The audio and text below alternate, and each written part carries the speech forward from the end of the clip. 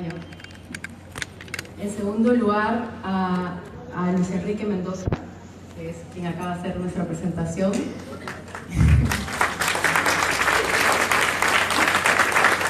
Luisi, además de haber hecho con Juan Damonte el cuidado de la edición del libro, también ha hecho la selección y bueno, también es mi novio.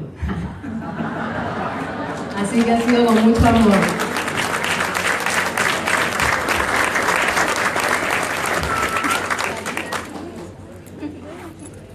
Bueno, a César Hildebrand, por supuesto, que hace el prólogo de este libro, a César por ser referente en el periodismo y también un referente como peruano. Yo siento que personas como César nos dan un aliciente de que no todo es tan malo, de que es posible resistir e insistir y seguir adelante y luchar por las cosas en las que uno cree, pese a todo. Así que un aplauso y un abrazo desde aquí a César.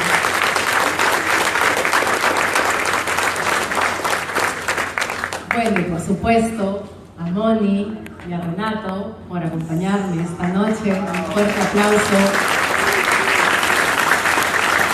Con Renato no solamente el periodismo, sino que también somos parientes, y aunque algunos lo duden, no que seamos parientes, sino que él es mi tío. ¿Sí o no? Yo pensaba develar ese misterio bastante después. Es que siempre pensamos que éramos primos hasta que descubrimos por el árbol genealógico que en realidad él es mi tío. Mientras no me pidas propina, todo bien. Y con Moni, bueno, con Moni nos unen todas las luchas en las que hemos estado juntas, una gran amistad, como ustedes la conocen, un fervor y un compromiso por el país que siempre se vuelca a donde tenga que estar, en las calles, en los sets de televisión, frente al público, siempre defendiendo aquello en lo que todos nosotros creemos y queremos para nuestro país como algo mejor. A ellos dos, un fuerte aplauso, por favor.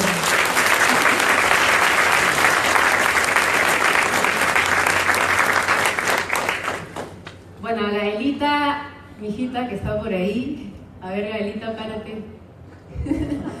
Mi hija de 10 años, en representación además de su hermano, que no está aquí, no vive aquí en estos momentos, Arián, pero mis dos hijos, porque, vaya, ellos son los que odian que siempre esté al frente de la computadora, así que gracias a su paciencia.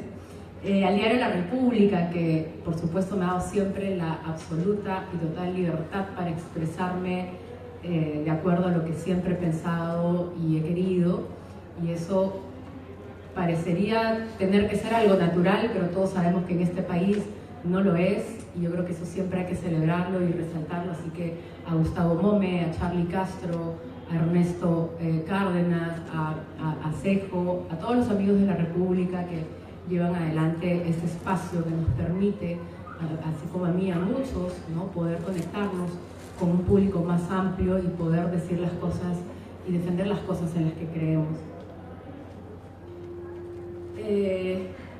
A mis padres, que ya no están aquí, pero que gracias a ellos soy quien soy, digo lo que digo, pienso lo que pienso, en gran parte, ¿no? Gracias a los valores que ellos me inculcaron y al ejemplo que vi de ambas personas muy íntegras, muy honestas, siempre muy esforzadas, muy trabajadoras. Y finalmente, igual de importante, un agradecimiento a todos los compañeros y compañeras de lucha, de todas las marchas que hemos pasado y de todas las marchas que vendrán, porque si de algo se trata esta compilación de esta selección de las columnas que he escrito en el diario La República, es más allá de mi intención de hacer algún tipo de aporte, en tanto reflexiones de problemas que tenemos en el país, de nuestro contexto político y social. El fondo de esto, el objetivo de esto es transmitir el mensaje de que todos no solamente tenemos la posibilidad de tener una voz, sino que tenemos la obligación de tener una voz como ciudadanos, de asumir ese rol responsable, no dejárselo todo o a los políticos o a los activistas, no, todos como ciudadanos tenemos la responsabilidad de velar también por la buena marcha de nuestro país, más aún cuando, como hemos visto y seguimos viendo, quienes están ocupando puestos en la política actualmente suele ser gente que llega solamente para servir sus propios intereses y que instrumentalizan la política en favor ya sea de su partido o de sus bolsillos y dejando, digamos, de lado el servicio, la vocación social que deberían tener y el servicio a la comunidad y al bien común de nuestro país. En manos de estas gentes, desafortunadamente por muchas razones y muchas explicaciones que podríamos dar, está el destino de su país cada día. Entonces, el principal mensaje que yo he querido dejar con este libro es que estos políticos corruptos tratan de hacer con este derecho que tenemos, que es acallarlo, llamándonos terroristas, denostando de este derecho que tenemos, minimizándolo o estigmatizándolo.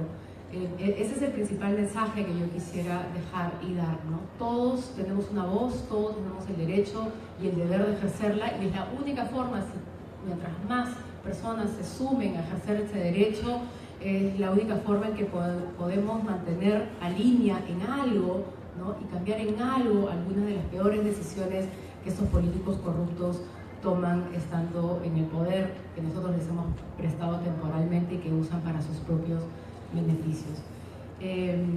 Finalmente, antes de darle la palabra a mis presentadores, contarles que el título, Resistir e Insistir, nació a partir de una breve conversación que tuve con César Hildebrand, justo en el contexto de todo el tema de Odebrecht, cuando recién explotó hace unos 2-3 meses el tema de Odebrecht.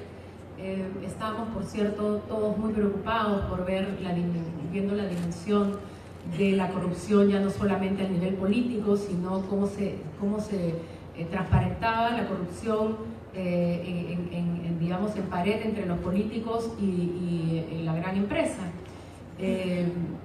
Y conversando con él, yo, como muchos, estaba muy desalentada, muy pesimista, ¿no? Además de cómo esto había venido de la justicia de afuera y muy suspicaz acerca de qué cosa iba a pasar con la justicia realmente, si se iba a hacer justicia con respecto a estos expresidentes que, como vemos, ya pues han estado moviendo sus fichas, ¿no? Alan García, Keiko, toda esta gente que ha movido sus hilos para salir lo menos dañado, ¿no? Teniendo igual o peor responsabilidad que los demás. Entonces, César me miró y me dijo: nosotros siempre vamos a ser una minoría, probablemente, pero nos queda resistir e insistir. No abandonar esta lucha desde donde estemos, desde los trabajos que hagamos, desde nuestra posición como ciudadanos.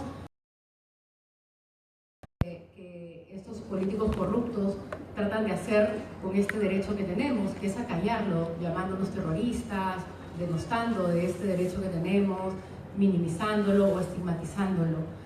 Ese es el principal mensaje que yo quisiera dejar y dar, ¿no? Todos tenemos una voz, todos tenemos el derecho y el deber de ejercerla, y es la única forma, mientras más personas se sumen a ejercer este derecho, es la única forma en que podemos mantener a línea en algo, ¿no? Y cambiar en algo algunas de las peores decisiones que estos políticos corruptos toman estando en el poder, que nosotros les hemos prestado temporalmente y que usan para sus propios beneficios.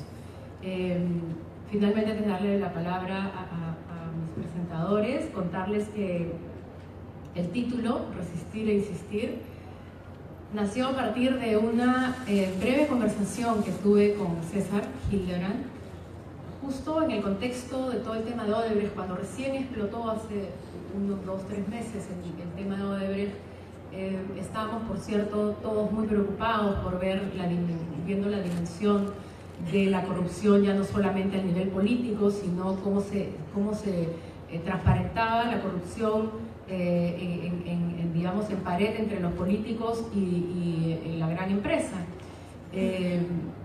Y conversando con él, yo, como muchos, estaba muy desalentada, muy pesimista, ¿no? Además de cómo esto había venido de la justicia de afuera y muy suspicaz acerca de qué cosa iba a pasar con la justicia realmente, si se iba a hacer justicia con respecto a estos expresidentes que, como vemos, ya pues han estado moviendo sus fichas, ¿no? Alan García, Keiko, toda esta gente que ha movido sus hilos para salir lo menos dañado, ¿no? Teniendo igual o peor responsabilidad que los demás. Entonces, César me miró y me dijo: nosotros siempre vamos a ser una minoría, probablemente, pero nos queda resistir e insistir. No abandonar esta lucha desde donde estemos, desde los trabajos que hagamos, desde nuestra posición como ciudadanos. Las cosas han empeorado. El cinismo y la corrupción se han sincerado y ya no intentan siquiera maquillar su miseria. Hoy se premia al más diestro, no al mejor. Hoy votamos en contra, no a favor. Hoy preferimos no ver, no escuchar, para no hacernos cargo de lo que queremos cambiar. La voz de este libro, que es la de Claudia, nos mantiene en alerta, nos impide entrar en esa zona de confort en la que viven muchos, pensando y afirmando que nada nunca va a cambiar. Y sí lo hará, yo estoy segura que lo hará, que algún día, aunque no lo veamos nosotros, y tal vez lo que nos toca hoy es ser activos partícipes en alertar, señalar, advertir y pasar de la idea a la acción, tomando las calles y las causas que sean necesarias, las veces que sean necesarias para poner límite a tanto atropello y deshonestidad.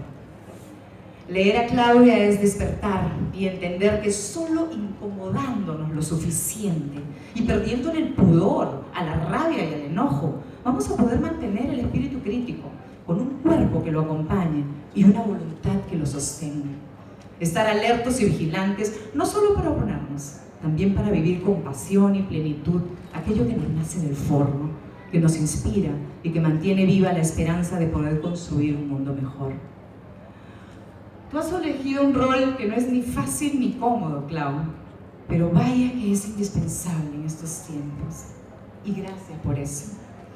Pero Claudia también es ternura, es generosidad, también es risa y es candor. Su energía vital es un motor que instruye, que se afina, que quiere ser mejor. Y por eso hoy parte para seguir observando, aprendiendo y aportando. Gracias por estar, Clau, por investigar, por tu curiosidad y vehemencia, por no tener pelos en la lengua y aún así ser cuidadosa y responsable con lo que dices, por hacerte cargo, por sostener, por resistir e invitarnos constantemente a insistir. Gracias, Clau.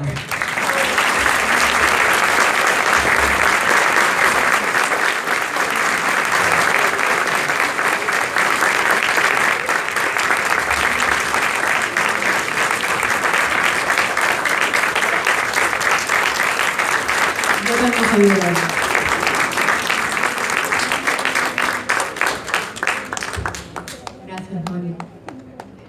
Muchas gracias, Mónica. Mucha fuerza, mucha potencia, mucha energía. A continuación, Renato Cisneros nos va a proponer unas cuantas preguntas para seguir armando la mesa. El esquema es de ida y vuelta. Claudia va a quedar sin defensas y Renato va a atacar directo a la vena. Un aplauso para Renato, por favor.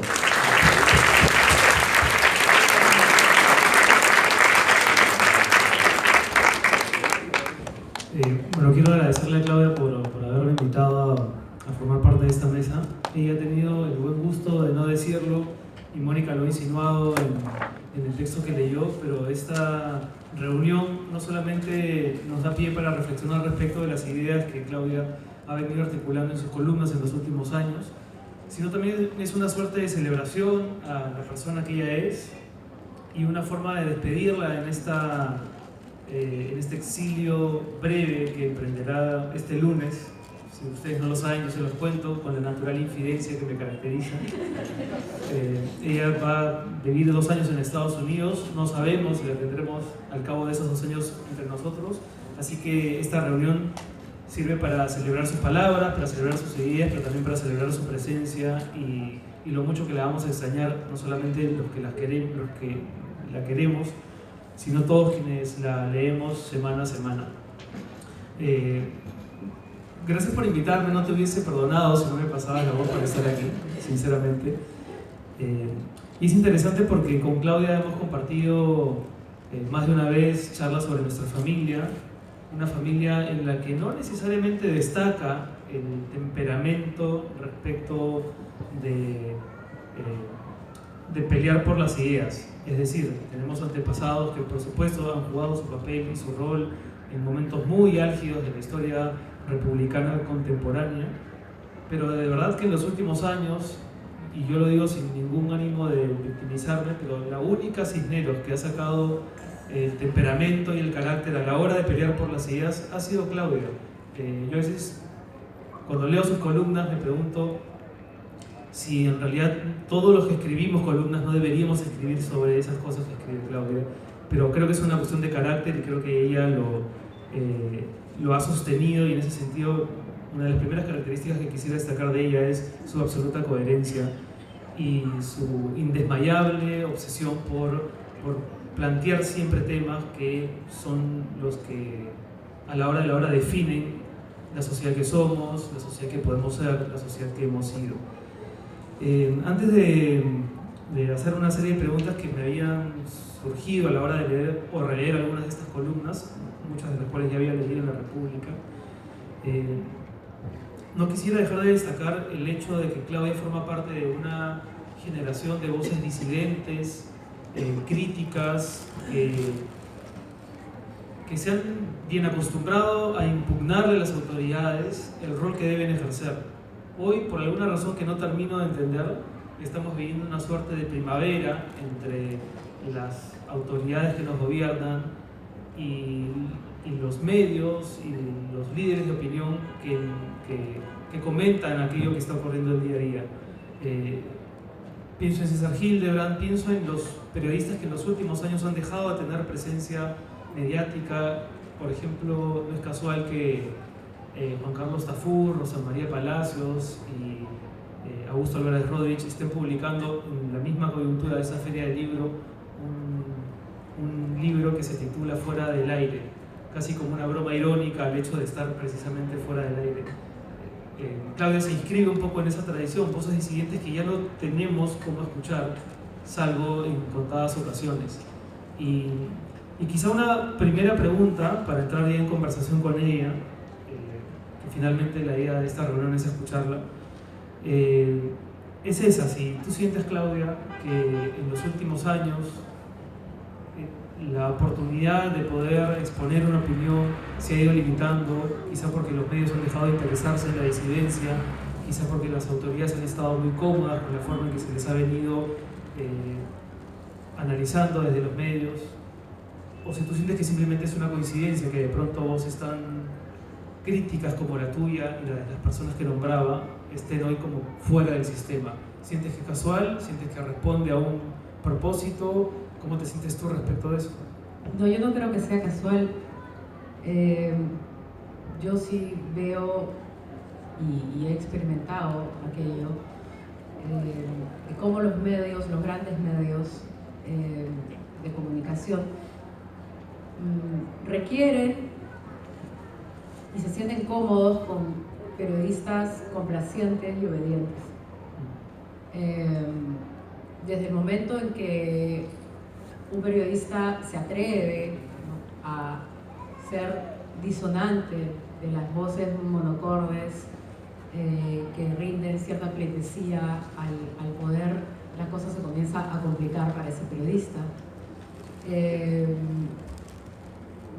Los grandes medios, como sabemos, son empresas, ¿no?, cuyos propietarios son empresarios, y eso probablemente siempre ha sido así, ¿no?, en la mayor parte, pero yo creo que la diferencia está en que hubo un tiempo en el que había periodistas que daban la lucha interna a estos empresarios que, bueno, velaban por su negocio y, ¿no?, por su lucro, pero el periodista no se sumaba a velar por por los dineros, por los ratings que se traducen en dinero para los empresarios, ¿no? Había más periodistas dispuestos a dar su batalla como periodista y a defender su fuero como periodista. Yo creo que esa línea hoy, más por autocensura, se ha borrado.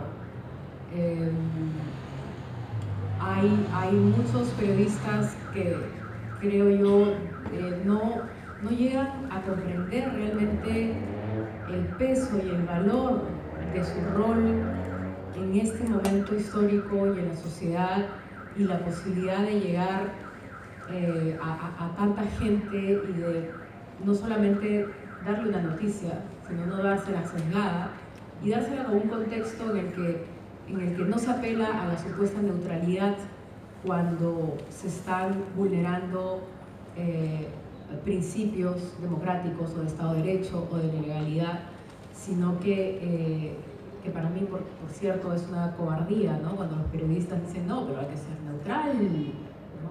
¿Qué cosa es ser neutral cuando estás viendo que te están mintiendo, que te están engañando impunemente, abiertamente, groseramente? Es ser cómplice de aquellos que engañan, mienten impunemente. Entonces, yo sí separo eso como ciudadano y como periodista.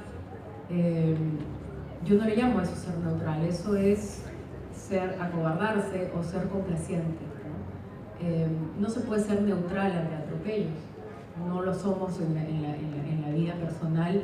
No entiendo por qué tendríamos que serlo ejerciendo un rol en el periodismo donde se supone que uno es periodista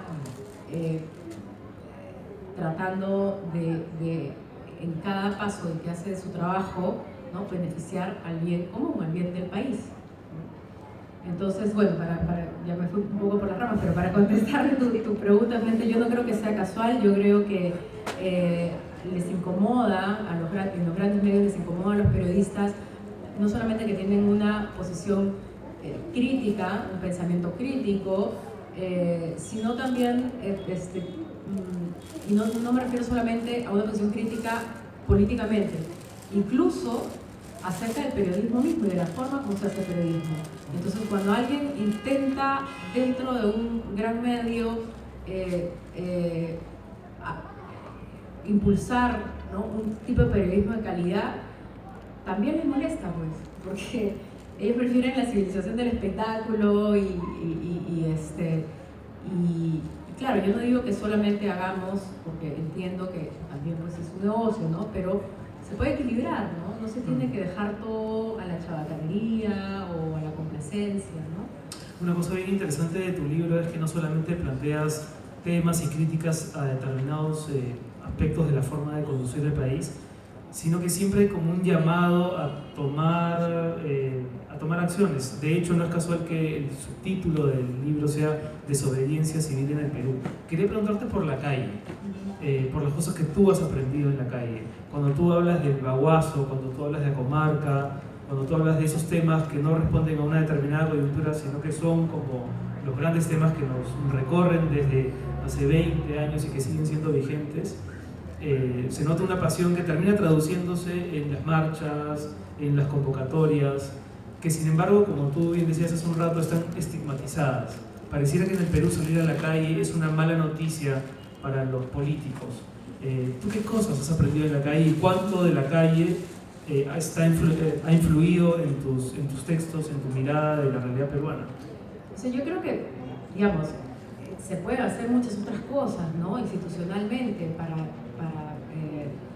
levantar la voz, pero estas instituciones suelen estar copadas o infiltradas por todos estos poderes oscuros. Entonces, sí siento que nuestro último reducto como ciudadanos es la calle, y es la voz de protesta manifestada en esa calle en la que nosotros decimos: no vamos a soportar esto, no tenemos por qué soportarlo porque no es bueno para el país, no es bueno para la comunidad, no es bueno para nosotros. Entonces, ciertamente, cuando me refiero a la desobediencia civil, un poco a lo que me estoy refiriendo es a cómo los políticos, junto con el poder, o sea, el poder político con el poder económico, actualmente juegan en contubernio y logran instrumentalizar las leyes, ¿no?, a su favor, es decir, legalizan aquello que de otra manera sería o inmoral o ilegal, ¿no?, pero logran legalizarlo mediante lobbies, mediante, qué sé yo, negociaciones, ¿no?, bajo la mesa, etc. Y ante eso a nosotros nos queda pues ser desobedientes ante ese tipo de legislaciones. Pongo un ejemplo, la ley Pulpín, ¿no?, la llamada ley Pulpín, y ese intento que tuvo ese gobierno de, ellos le llaman flexibilizar los derechos laborales de los jóvenes, pero en realidad pues es aniquilarlos, ¿no?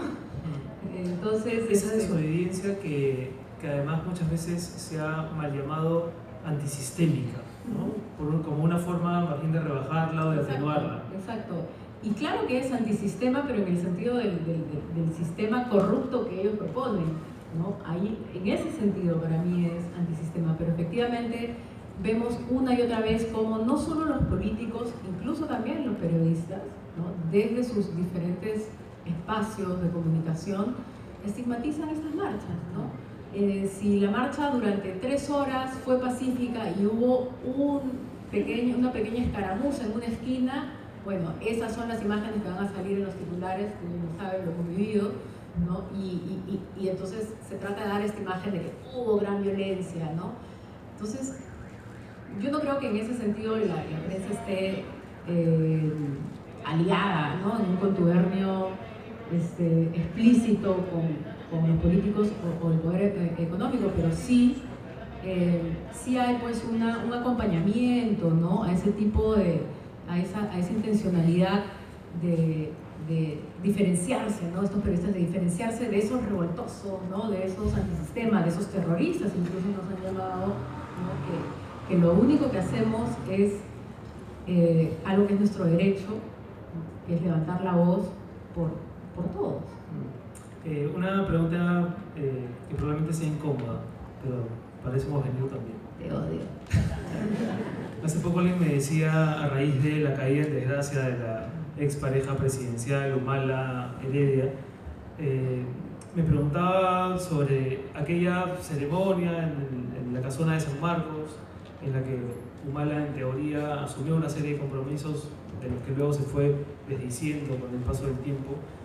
Me preguntaba por ti, por el rol que tú habías jugado en ese momento. Y la verdad es que yo no supe qué responderle, porque dije, yo tendría que estar en los zapatos de Claudia para ver qué está pensando ella. Y entre otras cosas vine hoy, además de con la alegría de presentar tu libro y con la tristeza de despedirte, con la inquietud de preguntarte cómo te sientes tú respecto de eso. Bueno, yo no cambiaría nada de lo que hicimos en ese momento, ¿no? Yo creo que todos los que estuvimos ahí ese día y los que no estuvieron pero acompañaron la decisión, como ha dicho Mónica hace un momento, no nos quedaba otra que votar en contra de lo que ya sabíamos que era lo peor que le podía pasar al país, ¿no? La opción Humala en ese momento era un riesgo, era una amenaza, pero era una posibilidad de riesgo y amenaza, más que una amenaza comprobada como es el fujimorismo, para la institucionalidad, para la transparencia, para la honestidad, para la legalidad, la justicia, etc. Entonces yo no cambiaría nada de esa reunión. Yo creo que todos tuvimos las mejores intenciones de que no nos vayamos al hoyo, ¿no?, de lograr que aquello lo que no era en principio nuestra opción, pero era lo menos malo, desafortunadamente. Y también creo que para aquellos que son nuestros detractores y que se suelen burlar o quejar de este episodio por lo que hemos visto ahora de los Humala Heredia, olvidan algo importante, que es que nosotros, de algún modo, con Mario Vargas Llosa a la cabeza, fuimos, como les gusta llamarnos, garantes, si quieren, pero no de la persona de Alberto Humala. O sea, sería estúpido pensar que alguien puede garantizar a una persona además que ni conoces, ¿no? Sino de que no se saliera, el compromiso era que no se saliera de los cauces de la democracia. Y eso creo que fue lo único que para este colectivo cumplió Ollanthumala, porque luego vimos cómo prescindió de todas sus mejores gentes de izquierda y se volvió totalmente hacia la derecha, hacia la CONFIEP, hacia la gran empresa, el poder económico, etc. Y abandonó su agenda máxima de izquierda. Entonces, eso a mí hasta me da risa, ¿no? Me intriga tanto cuando se queja la gente de extrema derecha de Ollanthumala, que al final terminó haciendo un gobierno más para la derecha que para todo el resto, ¿no? Y les falta memoria en recordar que a lo que se comprometió y a lo que todos empujamos en esa reunión esa tarde fue a que se mantuviera ese gobierno en los cauces democráticos, y eso se cumplió hasta el último día. Quería invitar a Mónica también si tenía alguna pregunta para que participe de la conversa. Las columnas, prima o sobrina. Con las columnas pasa una cosa muy curiosa, que a veces uno le pone mucha pasión, mucho énfasis a determinadas columnas que no terminan despertando en la gente la reacción que uno quisiera. Y por oposición, a veces columnas que uno escribe, no con descuido, pero sí con un cierto apuro o con una cierta espontaneidad, terminan generando en los lectores un entusiasmo y unas reacciones no calculadas. ¿Te pasó? ¿Te ha pasado en este tiempo, en tu experiencia con la columna, que es una forma de diálogo además muy distinta de la nota informativa o de la crónica, porque es muy personalizada? Un columnista trata de persuadir una vez por semana al lector de una idea que él o ella cree que es potente y que es real. ¿Te ha pasado que algunas columnas no han tenido el impacto y otras por oposición han generado reacción? Lo que me ha pasado, sí he notado mucho, es que aquellas que están escritas con la mayor sangre, ¿ya? Esas son las de mayor impacto, ¿no? Pueden haber otras que sean un poco más sesudas, académicas, pero más frías, ¿no? No se mueven tanto como aquellas que están pues así con la sangre huyendo como decía Mónica, desde los ovarios. Así es, desde los ovarios. Entonces, y como decías tú también, es un formato bien particular, ¿no? Que a mí me ha costado un buen tiempo el ya domesticarlo, si quieres, ¿no? Porque es una extensión determinada, ¿no? Tienes que meter ahí muchas ideas en poco espacio, tienes que saber elegir, ¿no? Qué ideas fuerzas vas a meter. Yo voy un poco sintiendo, leyendo, informándome y sintiendo cosas, voy apuntando ideas que me van surgiendo a partir de las cosas que siento que nos movilizan y que nos interpelan esa semana, y luego voy en algún momento me siento y comienzo a armar, ¿no? A armar párrafos, a armar cosas, y hay columnas que han salido en una, ¿no? Y otras que se demoran mucho más en cuajar, ¿no?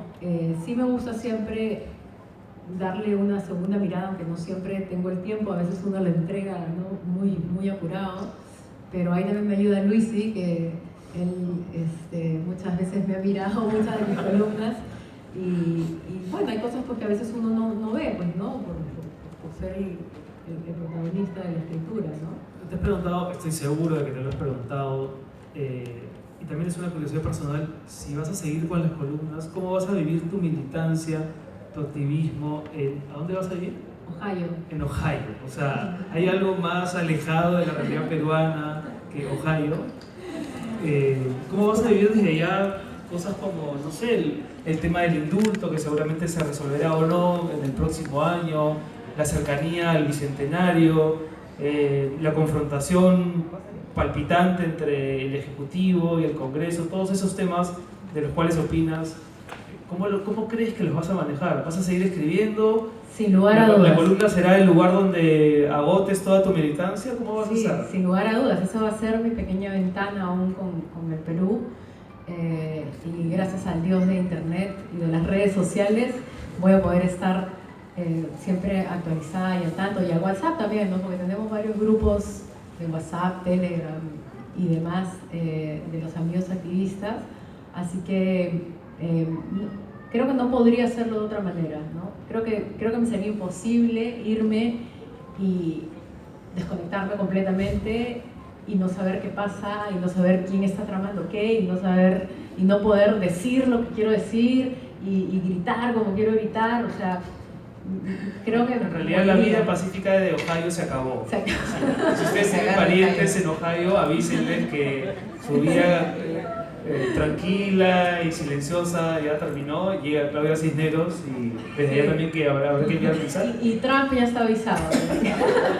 Ahora, yo creo, mira, me parece bien interesante que también la distancia y la panorámica que plantea un viaje como este, ¿no? O sea, cuánto de mirar, de estar al medio de lo que nos pasa, no nos deja ver cosas que podríamos ver si nos distanciamos un poco de lo que nos pasa, aunque nos siga pasando, ¿no? Y me parece interesante que nos mires y que nos observes, que te observes a ti misma como peruana desde allá. Y yo quería preguntarte, porque a mí me ha pasado como lectora, que he leído tus columnas y esta rabia, esta cosa que las sustenta, muchas veces dices, claro, yo comparto esto, pero me distancio de la emoción con la que está dicha, ¿no? Y porque vivimos en un país pues en el que está mucho más validado el resentimiento y, como mencionaba un poco, y la resignación, que emociones que activen, que movilicen, que te insten a ir a la acción. Es más fácil cruzarse de brazos y echarle la culpa al otro. Ese insumo, ¿de dónde te viene, Clau? ¿Dónde empieza? ¿Y cómo se mantiene viva esa llama que te permite sostener una y otra vez el lugar desde donde escribes? Y por otro lado, ¿cuál ha sido el costo de eso en términos no solo profesionales, sino también personales? Porque vaya que has elegido un lugar bastante osado. Y creo que ni siquiera lo has elegido, es el que te nace. ¿Cómo sostienes y cómo llevas eso también en la íntima de tu vida, ¿no? Sí, bueno, ¿de dónde nace? Pues esa es una buena pregunta, no sabría decirte exactamente ya, o sea, el lugar, ¿no? En mi cuerpo, pero sí te puedo decir que simplemente estar al tanto de las fechorías y las tropelías y de los abusos que cometen los políticos en el poder me sacan de quicio, ¿no? O sea, yo leo, veo, me informo, escucho entrevistas y digo, pero ¿cómo puede mentir así? ¿Pero cómo puede ser tan cínico? ¿Pero qué tal raza? ¿Por qué tal privilegio? Pero esto es una traición al país.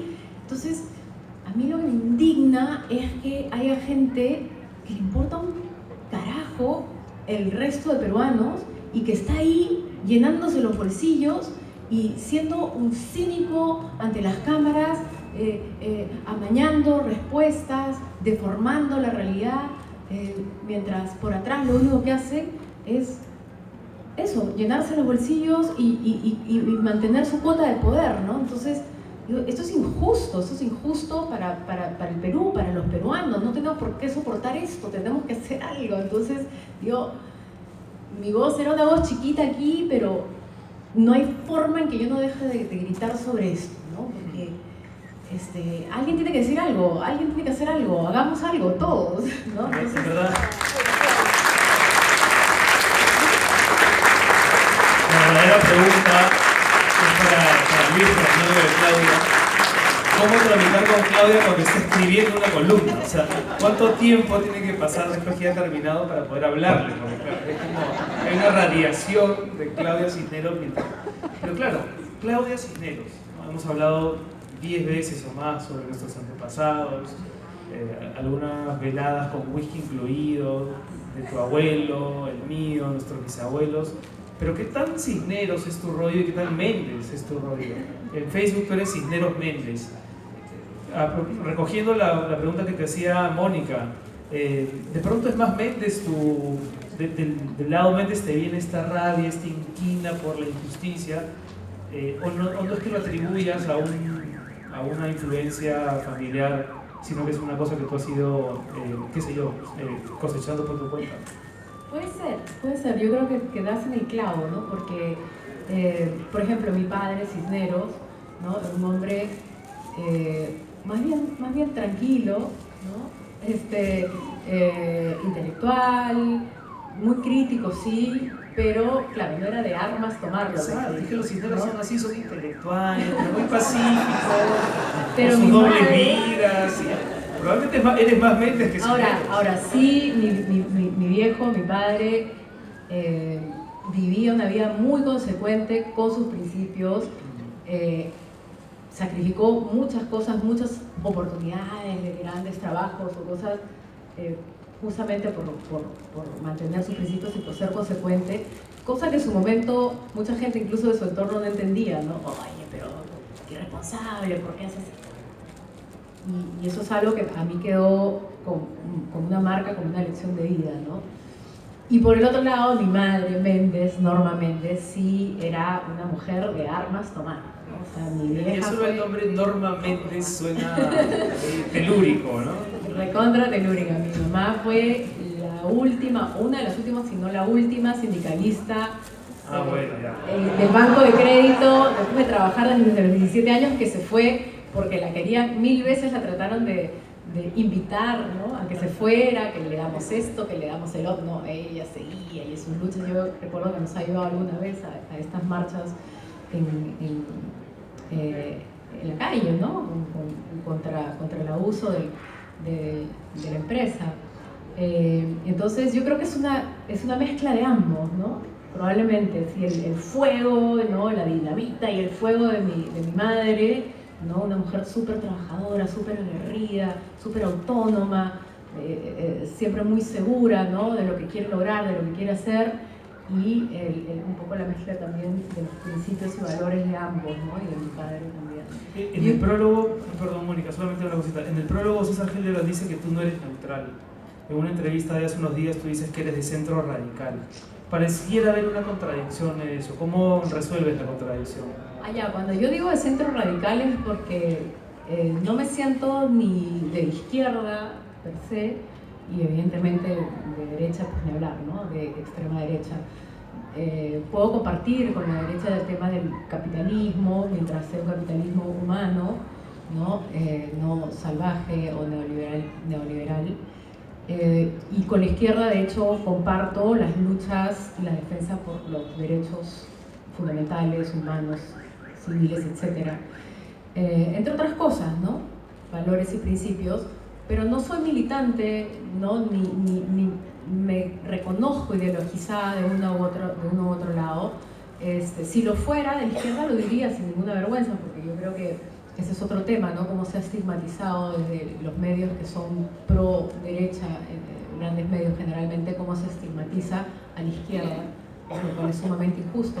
Pero como no me siento de ninguno de los dos lados, yo me auto... En Twitter estos días cuando se presentaba o anunciábamos que vamos a estar juntos era como que el rojerío, el caviarismo. Eso, ¿no? Sí.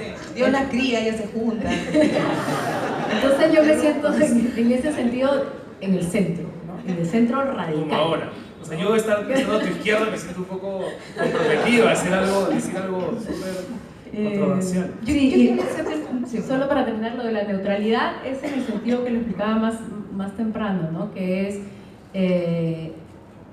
como lo decía César, no soy neutral porque la neutralidad como periodista implicaría que me quedara callada y que no diera opinión ante ciertos abusos, delitos, mentiras, ¿no? Tropelías, y no me voy a quedar callada, pues si eso significa no ser neutral y si ser anticorrupción es no ser neutral, no soy neutral. En el Perú, que es un país históricamente patriarcal, machista, una mujer que dice lo que piensa siempre resulta más incómoda, y eso ustedes lo saben, ¿no? Hay como siempre una mirada más sospechosa respecto de una mujer que articula una idea y la defiende hasta el final.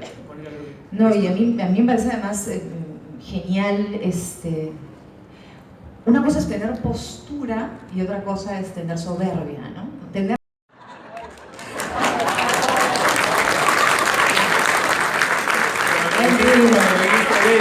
Me estoy arrepintiendo, ya muchas preguntas sin duda. No, ya, esa es la última fastidiosa. ¿Cuándo sientes que te equivocaste, que dijiste, caramba, reconozco que aquí nada, metí la pata o que no debí ser tan aguerrida en defender este punto, etcétera? O sea, es que no se nos endilga mucho el hecho de no ejercer la autocrítica. Sí, sí. Bueno, quizás a veces es un poco, sí es difícil para mí separar el rol de periodista del rol de activista ciudadano, ¿no? Sí es un poco complicado. He escrito incluso algo acerca de eso porque son límites, ¿no? muy sutiles y yo he hecho el ejercicio y me ha costado mucho estando en pantalla, porque cuando estás en pantalla, sin pantalla es un poco más fácil, pero estando en pantalla, de que aquello que yo no quiero dejar de decir porque sé que es verdad o porque tengo la información de que lo que acaba de decir este señor es falso y está engañando a todo el país que está viendo eso en ese momento, yo intento de no hacerlo solamente en base a una opinión, sino a información, ¿no? Y ese tipo de cosas requieren un trabajo extra, ¿no? Requieren estar siempre informado, actualizado y buscar aquellas cosas con las que tú puedes contraargumentar sin que sea meramente una opinión, sino que expreses hechos que demuestran aquello que estás tratando de argumentar, ¿no? Y la última es, ¿qué lucha sientes que te gustaría ver que se está librando en el Perú a tu vuelta? Hace 40 años en el Perú no se hablaba con tanto apasionamiento y con tanta seguridad de derechos humanos, del rol de la mujer en la sociedad, del tema ambiental, del proteccionismo animal, etc. ¿Qué lucha te gustaría ver que se va a librar en el Perú en los próximos años? O más bien que se deje ya de librar, ¿no? Por ejemplo, el tema LGTBI, me parece una cosa tan absurda que a estas alturas del mundo estemos discriminando a alguien por a quien ama, ¿no? O sea, algún día en el futuro la gente dirá, pero qué estupidez y cuánto tiempo hemos perdido, ¿no? Odiando o discriminando a alguien por el amor que puede sentir por una persona, no importa de qué sexo es, ¿no? Esa es una lucha que a mí me gustaría que ojalá acabara pronto, ¿no? Porque hay mucha gente, mucho más de la que vemos y creemos, que vive vidas en la sombra, ¿no? Cuando tendrían todo el derecho a ser tan felices como cualquiera de los que somos heterosexuales, ¿no? Te vamos a extrañar, sabía. Tus lectores, tus amigos, tus parientes, te vamos a extrañar mucho. Yo también, muchas gracias. Gracias a todos ustedes por estar aquí con nosotros. Claudia va a firmar unos cuantos libros aquí. Y luego estamos en el stand 91 de la librería El Virrey, épica librería.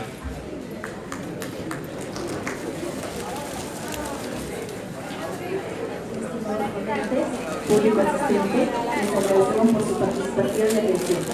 A la foto. Muchas gracias.